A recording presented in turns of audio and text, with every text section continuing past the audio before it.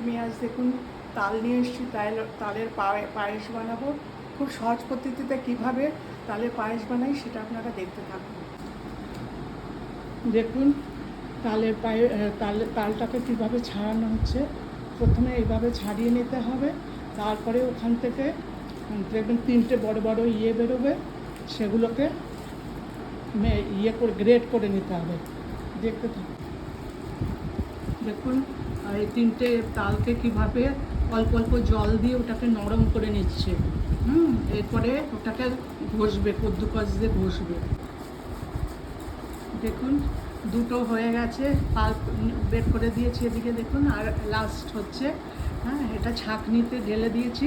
অল্প একটু ছেঁকে নিলে ভালো হয়, আঁশ টাশ থাকলে ওগুলো হয়তো পেটে গেলে আবার পেট খারাপ হতে পারে, সেজন্য একটু ছেঁকে নেব। ছেঁকে নেওয়ার পরে আপনাদের দেখাচ্ছি। দেখুন তালের পাল্পটা আমি কড়াইতে দিয়ে দিয়েছি, এটা পায়েস বানাবো। তো পাল্পটা এখন গাঢ় আছে। এটাকে প্রথমে একটু হাইয়ে করে দিতে হবে এবং এটাকে নাড়তে থাকতে হবে কন্টিনিউয়াস। এভাবে নাড়তে হবে। দেখবেন এটা এখন যেমন গাঢ় আছে, নাড়তে নাড়তে এটা যখন একদম পাতলা হয়ে যাবে, তখন আমরা এদিকে দেখুন দুধ গরম করতে বসিয়ে দিয়েছি।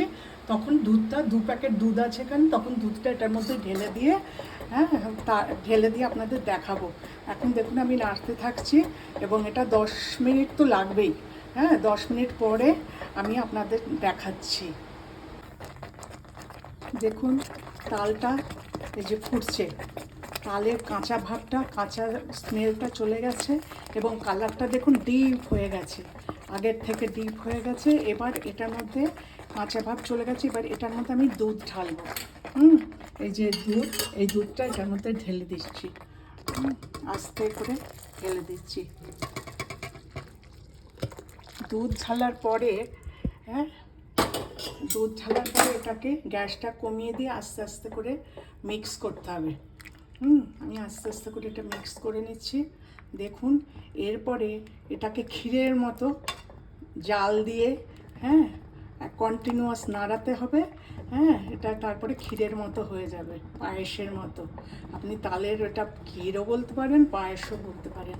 তো এখন আমি এটাকে ভালো করে মিক্স করে নিচ্ছি যাতে নিচে না লেগে যায়।